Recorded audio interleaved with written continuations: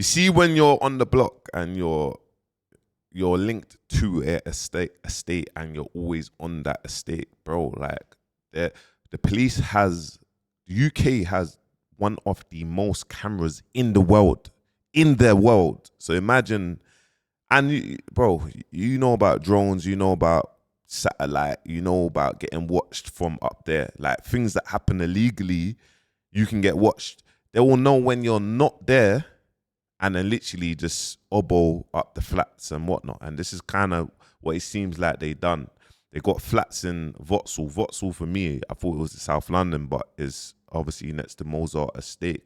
And it's kind of how they started their case, how they started their operation. So if you're watching this video, what I will say is pause this video. I've literally I've uploaded like 3 or 4 videos, kind of giving you a full breakdown of what's going on with Digga D, Fredo, HRB, CGM. Obviously it involves South Kilburn. And obviously this one here is going to involve how Russ gets brought into this, and etc. etc. But it kind of states November 2022. They say that police done a sweep up of the block, and they found a gun. I'll flip my screen. So they found a gun, self-loading pistol, and a sandwich handbag containing 17,000 worth of heroin. So they're basically saying they found a machine and they found grub. You get me? And obviously, yeah, what they're gonna do is they're definitely gonna go send it off for forensics and seeing whose fingerprints is on it. Over the next 4 months, they would arrest 9 HRB members in connection with the conspiracy, including Fredo. When Fredo was arrested on the 28th of February 2023 at a flat in Enfield, he was cautioned and made no reply. A search of the flat found only 2 iPhones, a silver watch, and eye spots containing some jewelry, several small bags of cannabis. And they're basically saying, look, they found there was a picture with 3 of his friends that are not here no more. This is how it's mad how they piece everything together. It's crazy, you get me? Obviously, one of the members was that's not here, Billy, and another one being Wu or G, I think being Wu, I think. They said Fredo was interviewed and released on police bail.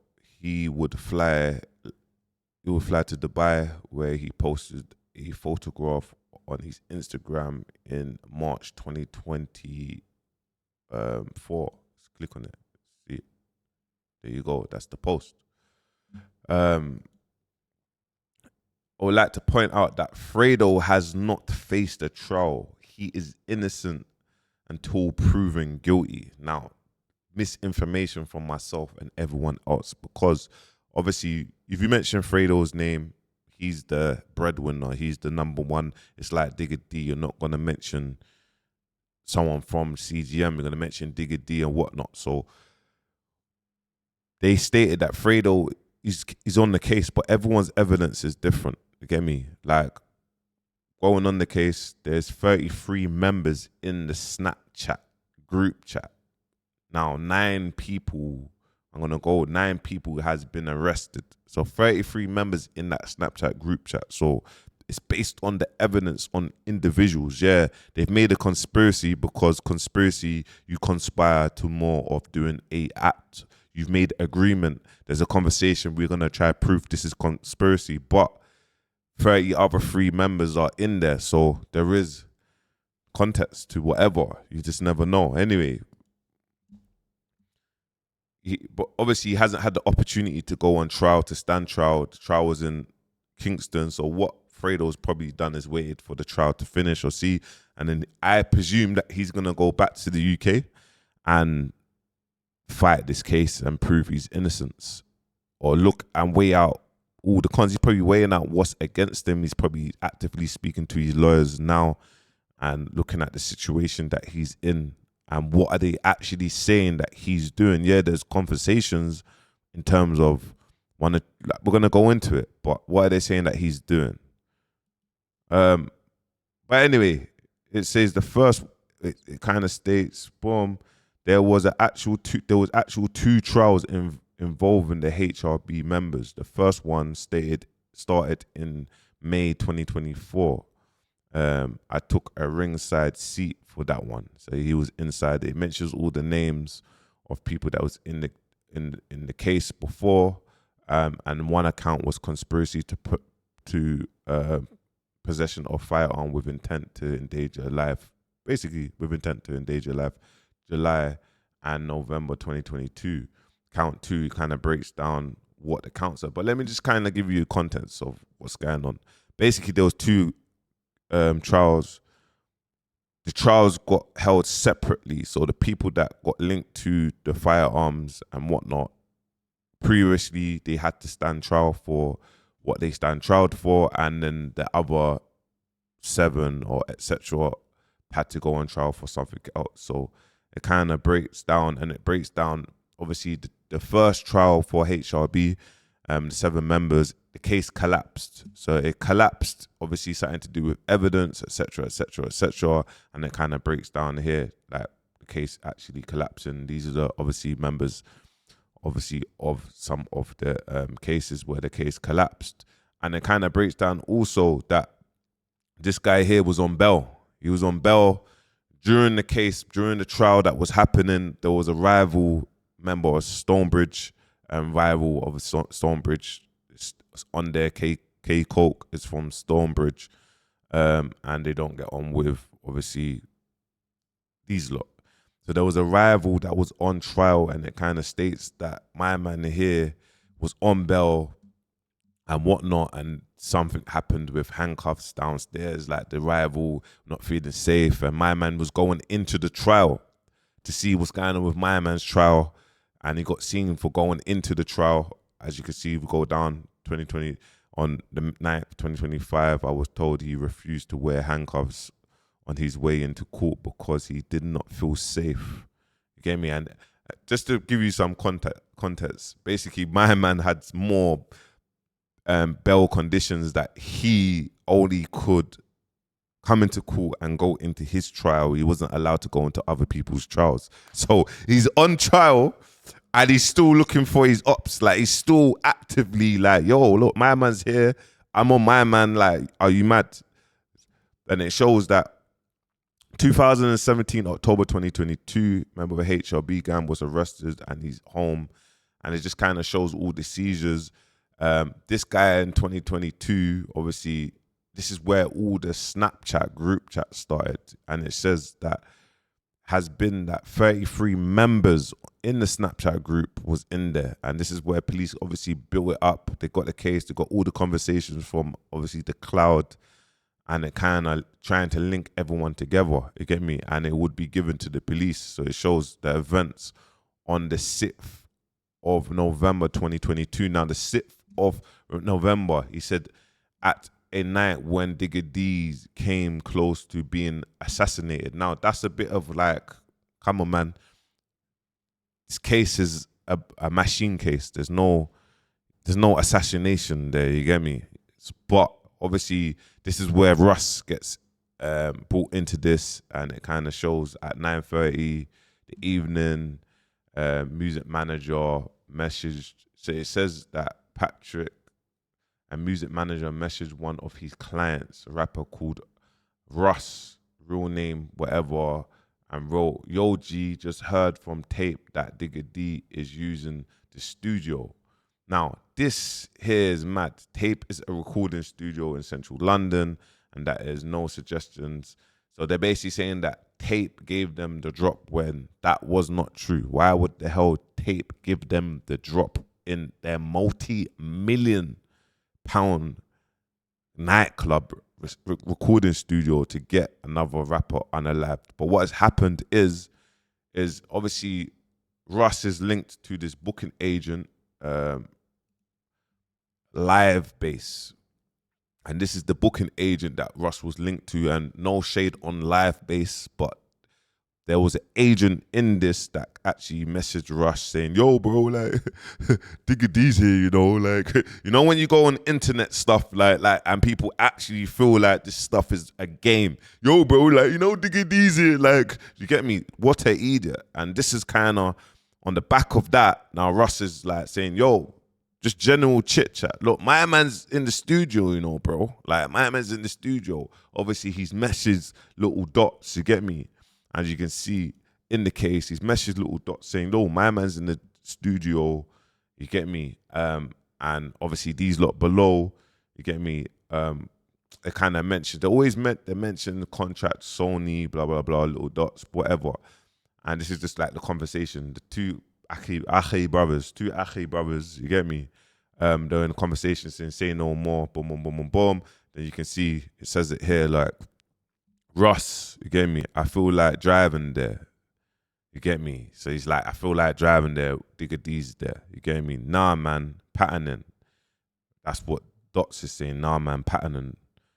Russ is saying, don't say a word. So they're just having a general chit chat that my man's there. They could be going there just to punch him up, bro. You get me? It's mad where they say assassination because it involves him, whatever. But get me? This is how Russ has been obviously linked to it. He's been arrested for conspiracy to M, but they couldn't put that case on there because there's no conspiracy to M. But anyway, the trial jury were told that patterning or pattern was an urban slang meaning sorting something out. So this is how they even break things down in the like, what is the slang? It's mad, bro. HRB was known as Pattern Gang. Yeah, see? It's mad. They even brought out their own line of clothing, which had a red triangle logo with PG inside, similar to the, yeah, cool.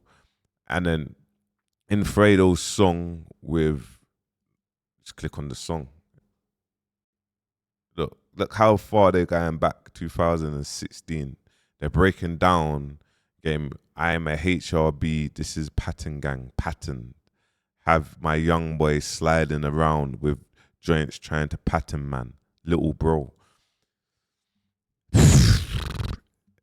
It's just, this is kind of a message just to all like the street guys and everyone's on the streets, on the roads, just to kind of box clever in it. Like even the rappers, bro, like, get me? You lot get angry at people that speak on things, but you're actually just kind of, this is what you're doing. You're speaking on yourself.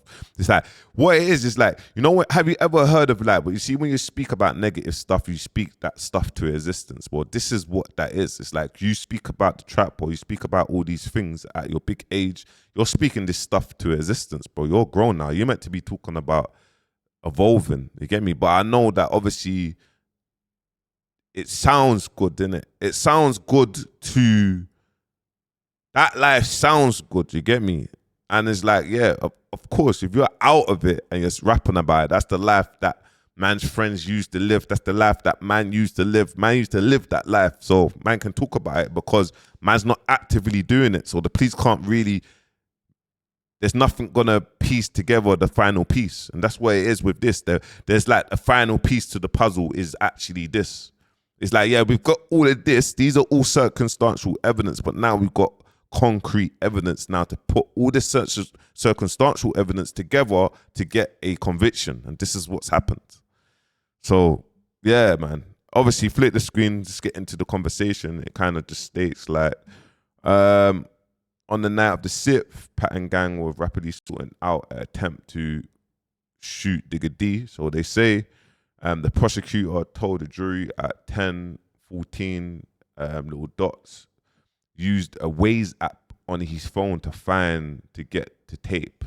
So basically, little dots has gone on his phone, typed in Waze, gone on Waze and typed in tape, getting me to see how far, what the directions to get from his phone. Digga D has been in the studio from 5:30 and the HRB were desperate to know how long he would remain there for. You get me? Little dots messaged Russ, find out how long my man is there for, bro. you get me, I can pattern one of my people to just like get the plate of the whip car or something and get me follow Dookie or something. Around the same time, another HRB member, get me, his name, actually can't read that, made a note on his phone. Man, you need to go tape, wait for Digga D to come out, follow him, and just find out his base. At 11:27 p.m., another gang member, Mohammed, left tower in Vauxhall where the gun had been stashed and travelled to the recording studio and then on to Dot's home. At 12 minutes past midnight, Dot's messaged Russ to try and find out if Digga D Range Rover was still outside the studio. Russ replied with a little information at 12:34 a.m. HRP Digga D left the studio around 1 a.m. and went home. So it's kind of just showing the conversation of what was happening. They're saying that they're trying to justify, they're trying to link, because these that come from that estate where the gun was found, they could have had a gun then to travel to, but you can see it barely states that. It's just like, oh yeah, boom, follow my man home. But you still need to prove that this is conspiracy to murder, bro. You have to. Because it could be conspiracy to GBH. It could be conspiracy to punch a man up. You get it? Because there's nothing in there saying that it's a M. We're conspiring to M. Don't matter if you found a gun wherever. Don't matter. But anyway, this is kind of what's kind of going down. And Digga D left the studio then on the 21st February. And it says, nah, I wasn't there. Basically, it's showing that my man wasn't there. Whip was gone. Tape started. And HRB missed their chance. Digga D got to live another day. That's what it says. Digga D got to live another day. All this has happened. Digga D has caught wind of what's happened. And why is it doing that? I don't get that. One sec. Digga D has caught wind of what's happened. So Fredo is... And let me find a bit. Why does it keep loading? Because I found it. But I'll get it now. And then Digga D has done this. There was called out for Digga D. It seems they may have set him up as he warned people about going there. Tape London, all street, be careful when you come here, they might give the drop to your opponent. I can't believe what Tape London has done to me. I'm scared to go shooter now and it's affected my working ability. I'm so paranoid.